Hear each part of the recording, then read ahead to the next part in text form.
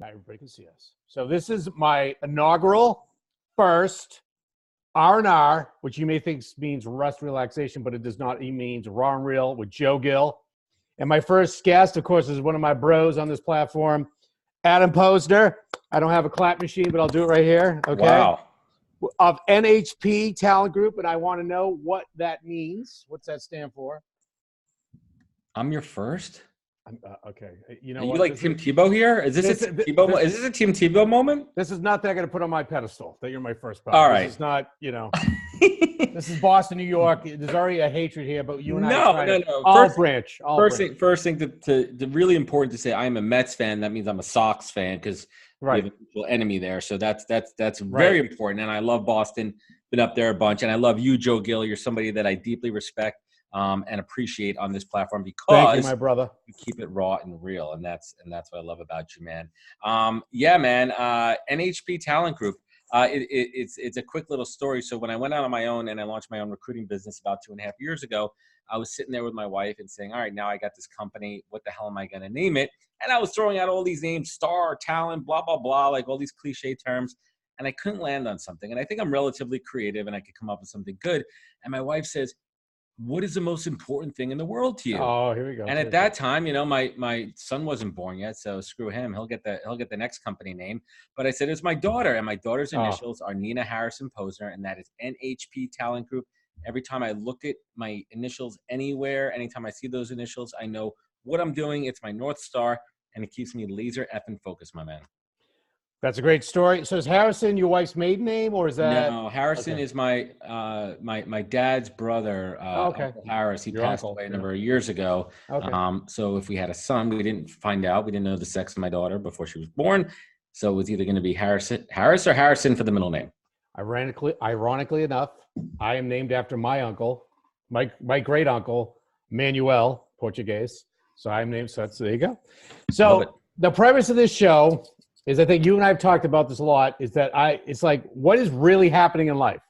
Not the false narrative, not the perception, not the smoke and mirrors and the Wizard of Oz behind the curtain. This is like, what's really going on? Let's keep it real, man. In our lives, what have you, job seeking, things like that. So the biggest thing is, as you know, I'm kind of 1 foot on one side, trying to remain a freelancer and still being viable from a breadwinning standpoint, my family and everything like that, and being at a good spot, to going back to the 9 to 5, right? Which I left in November of 2018.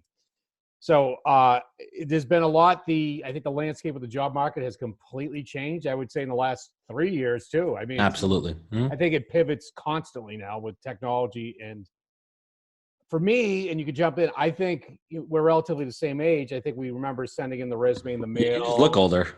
It's this beautiful face cabbage I have, the face cabbage. But you would know, baby face. You don't want to see it, dude. You don't want to see it. It's just gross. But at the end of the week, I'll do it. So what I was saying is, like, it's kind of, the landscape has changed a lot, and it's not as, I think, straightforward. Like I was saying, we used to drop the nice envelopes in the mail and hope we get called back. But now I think there's so much talent everybody thinks is out there that it's kind of like go after the whole herd than a few horses, or the you know what I mean? Like, What do you think like that? Do you think like that now it's like the net is so big? Yeah, I think technology has made it, everyone and anyone could apply to any job. It's easier to get in touch with people in this modern age, and ignore people too. Ignore people too. I mean, I remember actually sending resumes when I first, came out of college, even in, 2001. Before it really became, fully interactive with the web and everything. Right. And more barriers to entry, right? It took effort to actually apply to a job. And I assume, and I'm only guessing because I wasn't on the other side, that there were, at a certain point, the people that wanted to apply, it took the effort to put that letter in the mail, to print it out. Type it up. Right, exactly. Now it takes 2 seconds with the freaking easy apply button on LinkedIn, right? And I can talk for days from the recruiter standpoint that it's flooding the market, but you're spot on there. Recruiting and talent acquisition and HR has changed drastically over the last 15 years. And I think we've talked about is, like, I think the human element of human resources being removed. I think you said you have something to talk about the ATS system and how you think it's like, So Skynet from Terminator. yeah, no, it's interesting. So first, I think it's important that we separate HR and talent acquisition, right? Okay, Like, so right. typically in a lot of companies, talent acquisition is a function that may go underneath HR, but HR is people and benefits, right? They handle hiring, firing, True. onboarding, and they handle anything HR and employee relations type of work. But Talent acquisition is straight up recruiting. But don't you think talent acquisition has kind of, that term has probably just blossomed the last 4 to 5 years? Because I don't remember it ever being Yeah, spoken no, about before. totally. It was all about HR. HR did the hiring, but really now it's a talent acquisition standpoint. Under most any company that's over 150, 200 people, they're going to have a dedicated talent acquisition team. Right. And it's interesting. A lot of people talk about the ATS system, which is the applicant tracking system. Now, there's two sides to it. Essentially, an applicant tracking system is essentially a database, right? And it's when you submit your resume, where it goes into on the other side. And I manage these for multiple clients. And I can tell you from my experience, this is only from my experience. No. It's good. The majority of the time, there is not a robot there. There is a human being who is looking at every single resume. And that's why it's critical. We can dig into it. Why your resume has to be relevant, formatted, and spot on for what that job is. I can't even tell you, Joe. So many job seekers fail because they don't customize their resume for each job. And guess what? That takes effort. Now, I might be, well, I'm kind of go for social media marketing, as you know. So mine, I don't really change it up that much. I change up the cover letter, though. I do change that up. We could talk about cover letters. But how many people read those either? So no, they do. They do. So let's pause on that for a second. So the big thing I want to talk about when applying for jobs is if your resume is spot on for the job that you're applying for. And what I mean by that is, let's say, rule of thumb, 75, 80% of your skills match the job description. Right. You don't have to change shit, right? But if you're going for a stretch job, or if you're going for a pivot, you want to change your resume so when that recruiter looks at it, they can see those transferable, relatable skills in the upfront and not have to dig for it. The average recruiter spends 7 to 15 seconds looking at a resume. So you have to get their attention as quickly as possible. Now, talking about cover letters for a second, in my opinion, cover letters should only be used if you need to explain or tell a story, if there's a career gap, if there's a pivot, if you were sick, if you had to take care of an elderly relative, if you were laid off, if you moved to Zimbabwe, whatever it is, and you came back, that's what the cover letter is for. Because I can tell you straight up, and I was doing this about an hour ago, if you put a cover letter, if you submit a cover letter, and let's say I'm applying to Gill Industries, and I write a different company on that cover letter, I've done that shows me that is it's not a strikeout.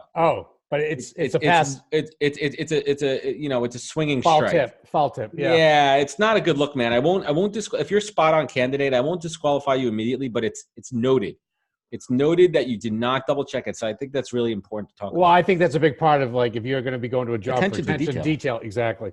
But I also throw back over the fence from a recruiting standpoint when I go and look at job descriptions or look how they put it on LinkedIn, and it's just, there's no spacing, there's no bullet points, and it's a popsicle headache. Yeah. And I look at it, like, from there going, just as you said, they don't have their shit together. So is this like signs of things to come, right? I think companies just get lazy about it. One thing that I've seen be pretty effective with companies that I try to instill, instead of a job description, I try to get companies to do a job ad, right? And there's a difference there. Yes. So instead of putting your bullet pointed list, treat it as an ad where you're trying to attract a certain type of people and certain talent. Once that candidate engages, then you send them the full job description. So testing things out and trying a little bit different, taking a different approach, and really using that, maybe paragraph or two. You don't have to explain your whole company. You could probably, just like any employer would, explain your company in 2 sentences. So I was a part of a talent acquisition team. And I actually was one of the people that worked on the job descriptions because I felt that is one of your first impressions on a candidate, is that job description. And what I didn't like from the job descriptions that we put out is that the first thing someone reads is how awesome the company thinks they are. Yes, we made this much money with this, that, and other thing. I go, you know what you should do with that? You should take that and move to the bottom. Because that would kind of, just, solidify their thoughts about the company. Like, well, okay, this is, all right, I get it. It should never start off like that. It should start off like, it's what we can do for you in your career. Right. If you're looking for a great place where you could plant your roots and do great work with amazing people, blah, blah, blah. Not a bullet point. By the way, we're an $800 billion company. We believe in blah, blah, blah, blah, blah. Yep. Yeah. At the bottom, but no, don't lead with that, because that's arrogance to me. I agree with you. I think you start there. You tell a story. You're telling a story. Like, how are you playing the character of this story in our company? This is the movie of your, of your career here your time at this company, and tell them what we could do for them. We're going to be able to give you, training that will, there'll be onboarding, we could talk about that another day. It'd be like, you'd be part of a team that'd be put, Right. of a culture that is, embracing of change and embracing of pushing someone along. Yeah, the what's it career like path. to work here? What are you going to learn? How are you going to advance your career? I think one of the biggest things you see too is, as you said, it gets lazy, is the sea of bullet points. Yeah, we're all guilty of that in TA, right? It's lazy, it's easy. Yep. Yeah, but I think bullet points make sense in certain places, right? You do the Yes. intro, you talk about, then you go the intro and talk about. Because you do want to see technical skills, right? If it's a data analytics job, do you need Tableau? Do you need R, Python? Like, you need to know what you're talking about there. Because I may be like, hey, listen, data analytics is a broad term, right? Or BI, business intelligence. Like, it's a very broad term job that can mean one thing in one company and one thing in another. So let's get into exactly what you're looking for, and keep the fluff out of there. Right. And, I absolutely love the ones that are, kind of doing the best of both worlds. Like I said, telling the story and also getting, what the applicable skills are and so forth. But then you have the ones that I talked to you about the other day where it's very vague. And you're like, all right, I like to at least try to open up a conversation with them over the phone and see what the position's about. But from personal experience, it just happened to me. But when you asked, like, when can you come in? And you're like, whoa, let's get the horse back a little bit. Can we talk about the position? Because again, they have no idea that I currently am not in a job, that I would have to take time off, right? I'd have to take time off at work. And if you're in the job market, more than likely you are applying to multiple places. Exactly. And you're going to get interviews, and you have to go in that particular place multiple times to interview. So you kind of told me something as well that I might have made a mistake on that, where they were like, come right in. And I'm like, I was like, can we talk on the phone? They're like, we don't do phone interviews. You're like, because companies do it differently. Depends on the size of the company, how many people. Yeah, we talked about this before too. There's pros and cons. There's two sides to the phone interview, right? And I think that there's one side where a company is like, listen, if we like you on paper, let's just cut right to it. Let's bring you right in. Let's see if there's a connection. Let's hug it out. Let's get the show on the road here. And then there's other schools of thought, right, where it's like, listen, we're very mindful of your time, right? We know that you're busy. We know that you may not live close. We know that there's time to commute. Why don't we just set up a quick intro phone call? Let's talk a little bit. There's two sides to it. So I don't think there's a right and wrong. I think there might be situational rights and wrongs. Mm-hmm. But I also think a company, like to your point earlier, if you say, hey, listen, I live an hour and 20 minutes away, like for a first one, we just have a quick phone call, see if it's good, then I come in. That's more than fair, man. Right. I agree with you. Because we're dating. This is exactly what this is. Let's talk about it. We're dating. Like, how many times would you go on a date and not talk to the person? Probably never. Yeah. Okay. Probably wouldn't do it. Well, in this modern age of texting and TikToking and all that crap. Oh yeah. Well, don't make fun of my TikTok kid. But yeah. So you kind of like, as a job seeker, like, it's kind of like going back and forth. You're shifting forward. You're shifting back. You're shifting to the side. You shift to the left. You're like, is this person interested? Not interested. And then you get to the point where you have the phone interview. Things look good. Great. And they're like, well, we're going to give you feedback on how the call goes. And then you fall into the abyss. That you invested time to speak to them. The conversation you felt went well. I think at the very least deserve feedback of some kind. I mean, don't you agree? 100%. And there's two schools of thought. One, it's a respect thing, right? You give someone your time. You want to know where you stand with that. The other thing, and just to peel back the curtain a little bit, it's not always, let's say you're talking to a hiring manager. It's not always the talent acquisition, the HR person's fault, right? Right. The problem is with the system. The problem is with that feedback loop, right? And I try to do this with a lot of my hiring managers. Immediately when they're done with their call, because I have it scheduled on mine, I will ping them as quickly as possible so it's top of mind and it's relevant. Yep. Hey, Mike, how was your call with Joe? I know you just wrapped up with him. How was it? Like, don't wait till tomorrow. You're going to get distracted. You're going to work on a million things. Like, get that moving, right? So that's where the good recruiter and the good talent acquisition person comes in, right? Managing expectations, managing that workflow, managing that feedback loop.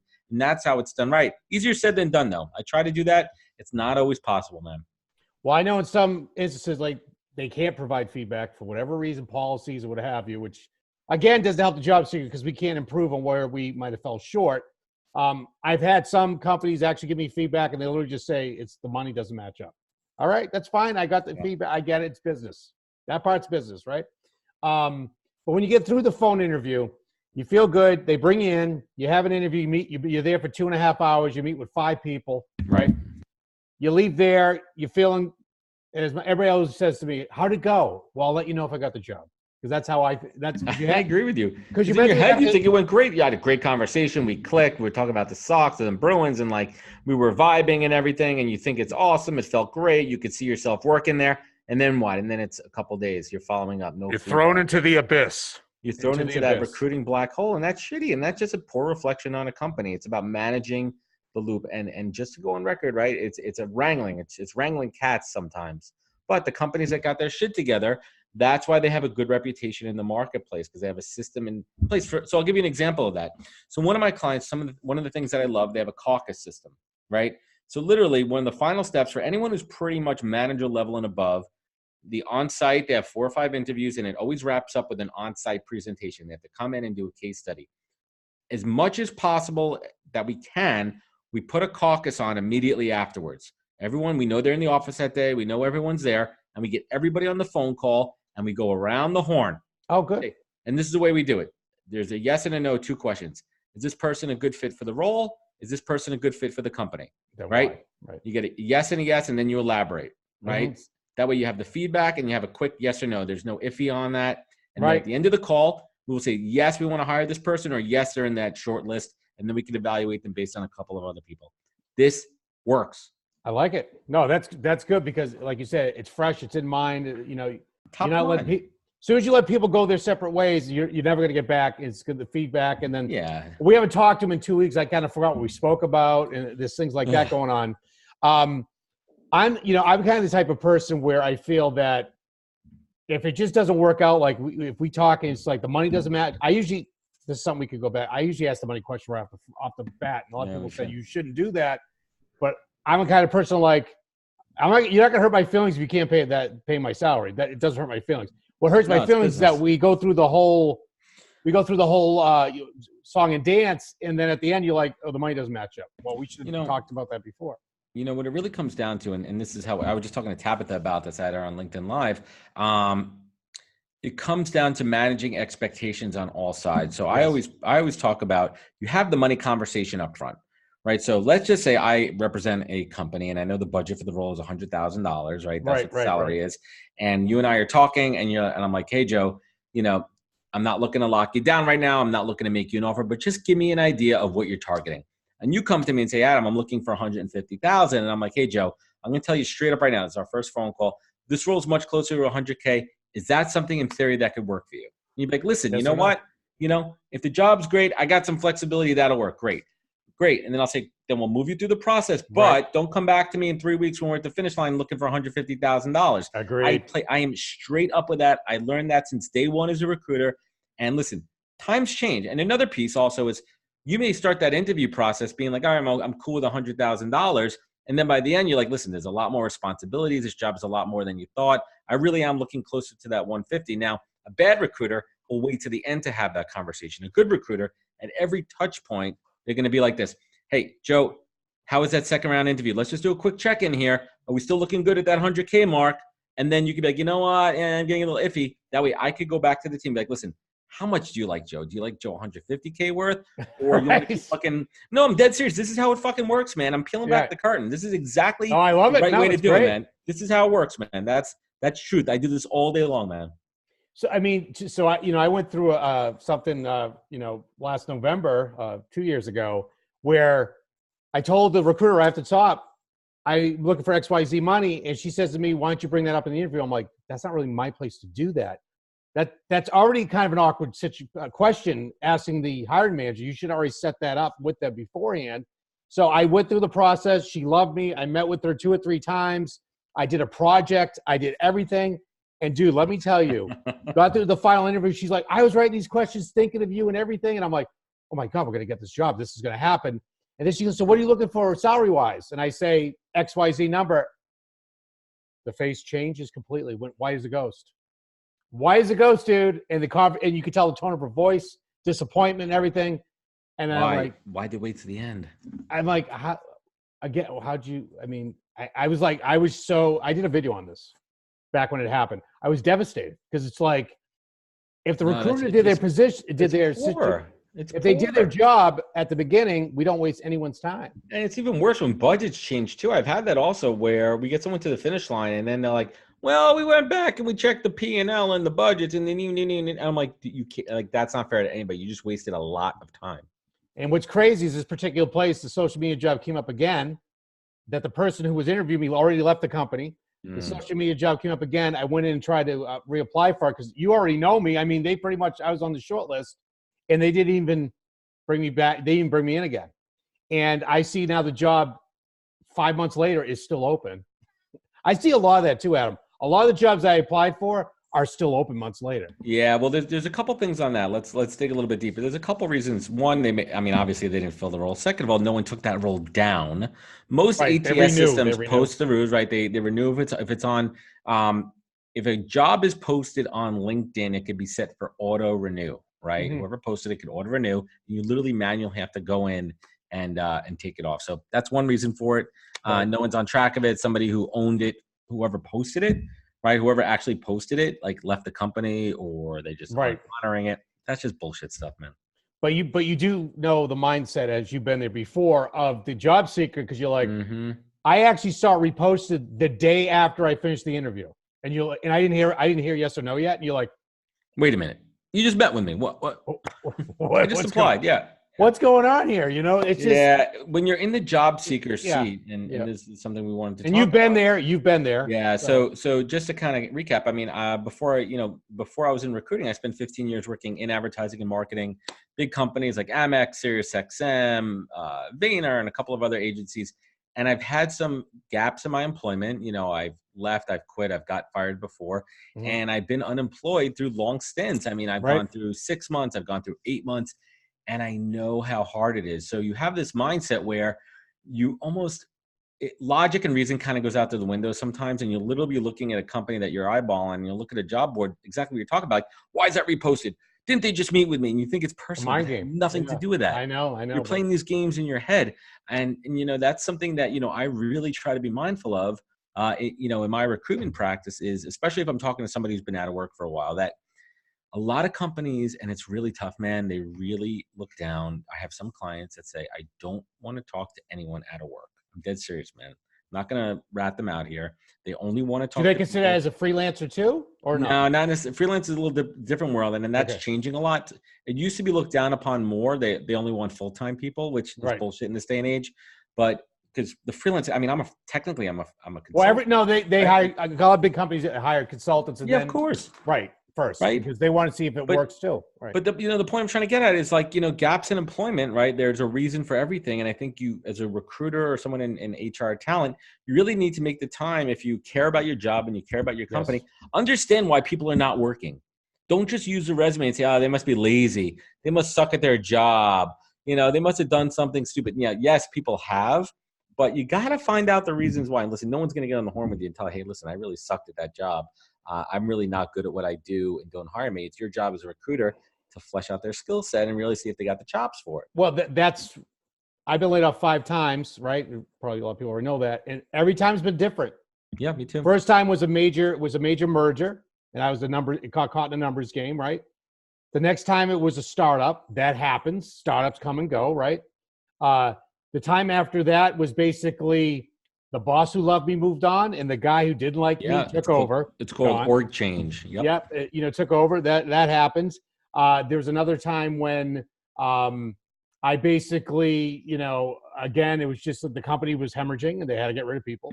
Yeah. So it had nothing to do with me. They just didn't plan correctly. And the last time I got kind of forced out because, again, my boss left, who loved me and I loved her, but the next person didn't like me as much. So, you know what I mean? So, of course, you got to frame that correctly, right? I mean, sometimes things didn't work out. I want to do my own thing, which is kind of true. I did want to try to do my own thing, and go out there, which I have been doing. But again, it's just such you start questioning yourself and your worth. I mean, you do. I mean, how can you not? I mean, like I said, 5 times. People that don't get laid off once, 5 times? Like, the only person that got laid off more than that is my dad. He was in construction. So when they build a building, the job's over. You're done. You got to move on. Yeah, but the thing is, the most important thing from that, Adam, is I've learned every single time a lesson from them all. about, first time I went out and drank too much and blew all kinds of money because I felt bad about myself. The next time I learned a skill, I learned social media marketing, content Yeah, you marketing. make I baby started a steps, blog. man. Yeah, so it's all, it's not the final destination, it's the journey, right? That's the most important thing. But to get off my, Hallmark story. But the other question I need to ask you too about is, like, we talked about the ATS, and sometimes people get disqualified just because they don't have the right words on their resume sometimes. Right. But if we get to the next level, like, one of the things I think is very important is what other people think of you. Like the recommendations on LinkedIn, for instance, which I find, I know we're going to bring LinkedIn into this conversation once. I think we talked about this too, you and I, is that is one of the most important sections, I think, on that LinkedIn profile, is what your peers thought of you, what your former clients thought of you, present clients would have you, your managers thought of you. But why is it at the bottom? That's like when you go to a restaurant. What do you look at? You look at the reviews. Yeah, why is it on the bottom? Yeah, Jeff Weiner, please. Could you move to the top? Well, let it be in our marquee. Let us pick highlighted ones. Let's talk about that for a little bit too. As a recruiter, let me just get one thing. Do you look at them? Is the question. One thing perfectly clear. I look at your LinkedIn profile. Absolutely. Right. And I share your LinkedIn profile with the hiring managers, because a lot of times people will click on your LinkedIn profile before they even look at your resume. I'll repeat that. A lot of times we look at your LinkedIn profile before your resume because it's easier to read. I could look at a LinkedIn profile in 5 seconds versus a resume, which may take me 15 seconds, especially if I'm recruiting and sourcing on LinkedIn. So a couple of tips here. One, really, as best as possible, have your resume and your LinkedIn profile match, meaning same job, same time frames. I see it a lot, and it's just questions like, hey, Joe, why does this not match up to that? Right? Oh, I didn't update it. I left that job. And it's fine because not everyone's as active on LinkedIn as we are. Like, I'm literally on LinkedIn 8 hours a day. It's terrible. I think that's certainly critical. But LinkedIn has a little more real estate. You can put stuff, whereas you don't want to have too many pages. Yes and no. Yeah. I mean, I'm a 2-page. I'm a front back kind of guy. Okay. Sounds dirty, but yeah. It does. Going back to the recommendations, it's really critical where those recommendations come from. They have to. I'm not going to say have to. It carries a lot more weight when it's from a direct boss from that company or someone you work with directly. Right. There's a lot of people out there on LinkedIn right now that are preaching, get as many recommendations as you can. They're literally fishing. Shallow. They're fishing for random people to write, oh, I interacted with Joe on LinkedIn for 3 minutes and he gave me great advice. Joe's a great guy. You don't know fucking shit. You don't know who he is. You right? don't. You know what? We could, anybody who's got half a brain and knows what the hell they're doing could look at that in 2 seconds, throw it out. And I will discount that. If you go fishing for recommendations just to fill your profile, fail. But what is scary is that people coaching people to do that. And that's not good. Yeah, that's not good. There's a lot of bad coaching out there, right? There's a lot of people, listen, I respect. Stay positive. Yeah, I respect. Yeah, and I know I'm saying I respect really good coaches. There's people out there that are trained, that have practiced, that add a lot of value. Those people are invaluable to you in your job search and your career. So my only advice here is if you're looking for coaching, make sure you do your research and make sure somebody who coaches you has had that experience in that career field, or they really know what the hell they're talking about. That's all I'm going to say on that. No, it's true. You have to practice what you preach or you live through. I can't, again, quickly, there's people on this platform that you see that they went through the gauntlet. That you want them, that they've walked in your shoes. Exactly. And there's the other ones that just have gold gauntlets on their top of their shelf. Exactly. Be mindful. Optics are everything, my friend. So before we wrap up and you can plug your socials, I want to ask you one question, okay? As I'm a job seeker, you kind of know my situation. I'm between the freelance world and the go back to corporate America worlds. There's a question I'm always asked. Why do you want to go back to the 9 to 5? How would you coach me on that, and how would you kind of help? Because I'm sure there are other freelancers that are going. Yeah, no. There's a couple different approaches for that. I like to go with the stability angle. I think that's something that everyone could relate with. Like, listen, I did if you asked me that question, be like, hey man, listen, Joe, I really, I think it's great that you went out on the freelance thing. I like that entrepreneurial spirit, but let me ask you, why are you going back to, why are you looking to go back to the 9 to 5 world? I would answer and say, listen, I'm going to be honest with you. I love the hustle. I love the grind, but I really do like the stability. And, looking back on all those things that I enjoy in my past career, I like planting roots within a company. I like the stability of it. I like being part of the team. Yep. You always have to spin it as a positive. Not like, hey, you know what? I'm fucking sick and I really need those fucking benefits, right? Like, you got to keep, you got to keep it positive. Well, I kind of, quick do the quick role play. That sounds dirty as well. And I'm not going to wear You're a front back kind of guy. the French outfit. You're more of a back kind of guy. Yeah. Well, okay. We're not going down a road we don't want to go down, my friend. Okay. We'll edit. No. Anyway, but it was like there's a point where, you know, I tell them, you know, I learned how to market myself, how to sell myself, how to work with clients, how to put proposals together, how to build people. Like, you were basically, again, your own micro company, and you had to do it all. Do you know what I mean? So I think that gives, I think an employer kind of like, wow, this guy doesn't know just his job. He knows the whole kind of story behind it, right? That's how I try to frame that up. And honestly, that was a part of my life. And Jacob, down in Texas, I get his last name screwed up all the time. Jacob G. He told me, you know, you just tell them too. You could also tell them as well. It was just the right time for my family and I. That's the route I wanted to go. Yeah, it's a good one. And 9 out of 10 won't pursue that any further. Thing. Yeah, it's a family thing. But well, I wanted, you know, Adam, I want to thank you for being on the first R&R, the Raw and Real with Joe Gill. Like, just again, because job seeking is a full-time job. Oh, yeah. You've been there on both sides of the fence. I've been there on and off like a stick shift, you know.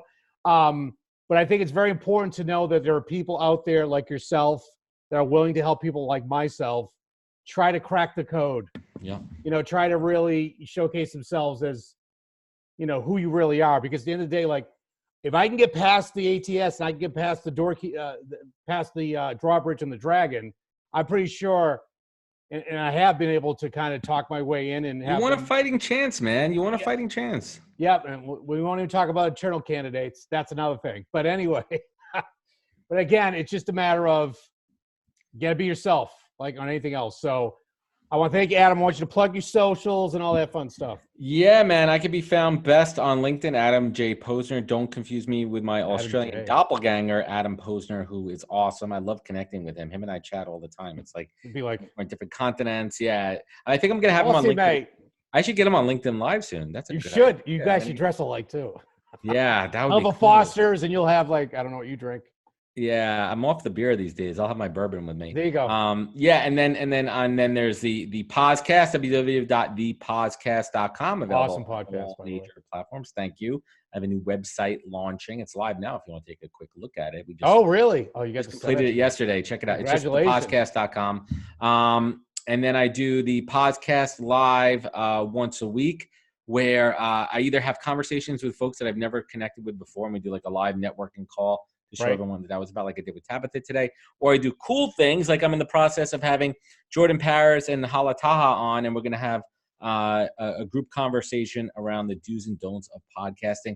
Austin Belkak is coming up next week to share his knowledge on the job search and application process. So lots of fun things, and maybe I'll get to making some money and doing my 9-to-5 job one of these days again. Yeah, and then you know, get me on your LinkedIn Live show. I haven't been on it yet. I've been a guest typer. I've been on your podcast, phenomenal. I try to plug myself quickly. Joe Gill, valueinser.net, social media marketing, digital marketing, storytelling, hanging out with cool dudes from New York. We haven't met yet, but we will. And also the Wicked Creative Collective podcast with my my bestie Ashley McGrath, where we kind of talk about collaboration, you know, on the platform, digital marketing, copywriting, social, and all that fun stuff. So you guys have a good week. I hope you guys enjoyed Raw and Real, because that's what it is, and that's who I am. No. All right.